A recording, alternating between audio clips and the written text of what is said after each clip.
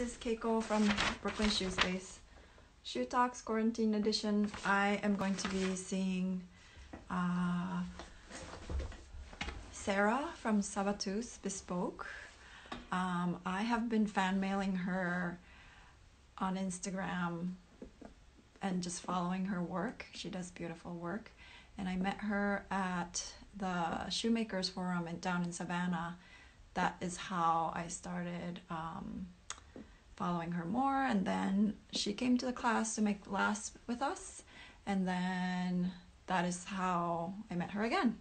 And I continue to keep watching on her Instagram feed what she's up to, and I just reached out to see how she's doing. I love the workshop she works in. I want to take a closer look. She's going to give us a tour today and some new projects that she's working on, talking about her awesome, I don't know if you saw some on our feed, like all these blades on her boots. It's pretty awesome. So we're gonna get a little bit of backstory on that. Yeah, all right, let me check if she is on. Here we go. Okay, add. Hi. Can you see me? Yes. Hi. Hi, How are you? I'm good. How are you? Good. I feel really good. Today's good. Beautiful, isn't it? Yeah, it's How is great it? How is it where you are? Tell us where you are. Actually, I'm just north of Boston, about 10 miles. So it's lovely out. You can hear the birds, and we kind of live in the best of both worlds because we're pretty close to the city, but we live on about an hour out here, and then there's my little shop behind the back of our yard. It's beautiful. Yeah. You call it a 10-footer. What's the story behind the 10-footer? Why is it called a 10-footer? Sorry, I'm like. It goes back to the 1800s in Massachusetts. There were these little shops everywhere. There were literally hundreds of them in the neighborhoods, and they were like 12 by 12 feet usually, but they were 10-footers, and that's the term. I actually, I don't know if I could switch it around. I had a drawing of an old 10-footer from a newspaper in the 1800s, and these were everywhere. So here is my 10-footer, and we'll go in. I keep all my last. I have a chicken coop here, and I keep all my last. Nice. Whoa. Since I don't that's cool. Oh, because you don't have chickens. Yeah. Why not start, Maybe it's a good time to start having chickens. I had them, but my neighbor made me. Oh, okay. That's all right.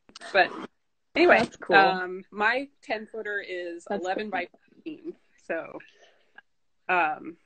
this is when you walk in. This is, I call it the cockpit, where I do, all my making. It's nice because I get to look out. There's a river. Slowly. Beautiful. 50 feet away. Yeah. And the messy shop where I have a finisher too. And then it's this great space. There's like a loft where I keep all my shoemaking demo stuff up above because I do regularly. I go to like I don't know, like historical societies and schools and do demos on shoemaking. I try to get as many people as possible who have no exposure to shoemaking or footwear to learn about it, to just help our craft. That's wonderful. That is amazing. And then this half of the shop, how are you much bigger. It's like the clean half of my shop. I've got my work table, another door. I've got my last making stand. Wow. My sewing. I have 2 sewing machines. My little design corner, and then where I measure clients, and I pulled out some boots. So there. Oh, beautiful. We'll take like a close look of the boots in a bit. Yeah. How are you in general? What is this quarantine doing to you? Like how's the family? They're better now. My middles. Yeah. So 2 weeks went by in a kind of a blink of anxiety. But they're my goodness, I can only imagine. Yeah, they're doing better.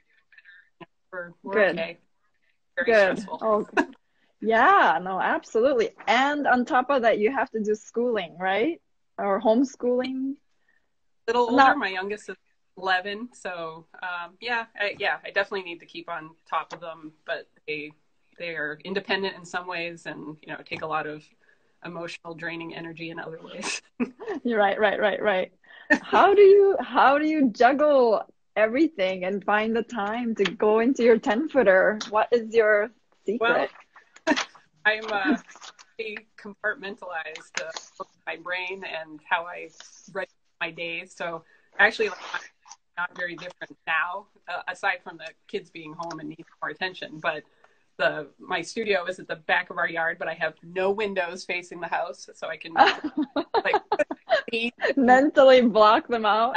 When I'm here, I'm done with my home roles, and I just I'm very kind of regimented on when I work and when I don't, and I love doing it. So my biggest problem, great. I talked to some other bootmakers anyway about it, is just focus. Like even if I can find time to come out here, it's really difficult to focus well, and I'm like hyper vigilant about doing the best work I can possibly do. So if I'm not doing good work, then I just feel useless. And I've been doing or the time just flies. Yeah.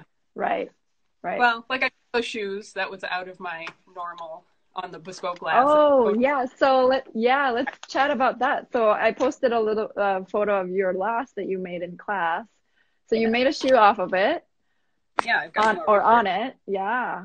How do they fit? Like, do they fit beautifully? Do you wear it every day? So they're the last that I made at that fabulous workshop nice. with Steve and Don. And I made a little fitter. So, I made pattern corrections. I hadn't done shoes in a long time, so it's very different than boots. And then I made a pair of shoes. Right. And as you can see, I'm wearing them. So they're actually very nice. comfortable. And yeah. Nice. So it was kind of a nice change of pace I much prefer making boots, and I'm glad to be part of the shoes. But is it was it way quicker to make it than your boot? Sorry, it just broke up. Yeah. What was your goal? Oh, to learn to make boot lasts, which I think are more. I don't know, they're more complicated, but they're much. Right. For me, taking that workshop was great because it made me understand the corrections I make to so much better. Right. And then my question was the shoe making, was it easier or quicker, way quicker than your boots, right? Much. I spend a long time on a pair of boots. I only make maybe 4 pair a year because I spend so much on developing the designs, and I'm not in it to make money, let's say. Right. But are they for clients? How do people contact you? So if you have a chair there, so you kind of talk with each other, figure out the size, or do they come visit you always, or do you? Always. And I have a contract, and that's part of my contract is like several moments along the stage, like along the process, they have to come in, and it has to be in person, and I need their feet and do imprints, and we need to talk, and it's very collaborative, and nice. We're on the same page, and I'm like a particular type of designer and maker, so it needs to be a good personality, relationship wise, and I'm ready with the names of other people if they would be better suited for those clients or whatever. But I've had clients. Okay. And then do you ever travel to them? Is there a time when they're like, oh, I just can't make it. Can you come to me? I haven't. Nobody's asked. And it would be different if I take care of my family. Yeah. Open to it. I haven't had anyone ask yet. All right. Cool. I want to see some of your shoes you're working on now, or if you can show us anything. Yeah. No, it's okay. So I could show you about. Oh, it's so great to see your face. Thanks. So this is how like my design process is. This is for a client, and she sent me a picture of a thistle. And she wants boots that are black with thistle on them. So I take lots of pictures. I look at what other people have done to to figure it out. And I draw a lot. I went to art school. I draw a lot and then figure out my design. But then I play around with it. So I do a lot of like playing with figuring out ways of like, there's some Western bootmakers who have done thistle before, and there's a really rich tradition on what people have done before. But that seems to be like the way that it's approached. And then I found this other way of wrapping leather and figuring out it. To me, it looks more 3D when them next to each other. So that's just kind of like how I figure things out. And that's cool. Yeah. And then because I have this with the Corona thing where this person can't come and see me, I've decided just to make the boot one boot and then have it here as a sample. But that way, you know, it's like an extra fitting tech time. She can try it on, and if I need to make last adjustments, I can. And it's like a treat for me almost to spend time making a boot. Wow. Cool. I know some boot makers who make like a pair and a half. So yes, that I call it my cake because I have some here and I can show you. Like my favorite pair of boots, I was so happy that I did that because now I have one of them. Yeah. Then I sole stitch. I don't use it. So to me, that's always like the first 20 stitches I always do look messy to me. So I like having a third boot to get those out on. And then when I work ones going to the client, then they're, you know, better. Right. Oh, cool. Can we see some of the boots? That's exciting. Yeah. So like that pair I was just talking about, my favorite ones. Yeah. I'll show you the guy sent me a picture and said he wanted that. And, you know, my heart fell because how do you do that on a boot? I ended up playing around making wax. And then I made molds. Okay. To like imprint the leather. Like trials. Okay. Yeah. And that then this so cool. Third boot, this is how it ended up looking on the boot. Okay. Stay at so was I. So. The cat. And so you know, cool. these are the cameras. Some of my this was you know, I kind of mixed hand embroidery to do initials, which are really classic Western boot design, and these were shadows from some plants. And these are my husband's boots. So I'm always showing I have them on hand. But he wanted them to be like simple and manly. And I like embroidery, so I tried to do the two together. And then here are beautiful. Ooh, this is the art piece. Yes. I have so many questions on this one. It looks stunning. Do you wear them? Well, they would be dangerous to wear. Yeah, I can put them on my they're made on a last of my foot, so I can, but they're really dangerous, so I don't. Right. You almost need like a glass case for it and like gloves to like handle it, right? Yes. Yeah, I've gotten, you know, well, look, I got bloody there when I touched them. But let me see if I get the light in there. So how many blades? Wow. Whoa. Wait. Is that all stitches? No. Yeah, that's a mix of hand and machine embroidery.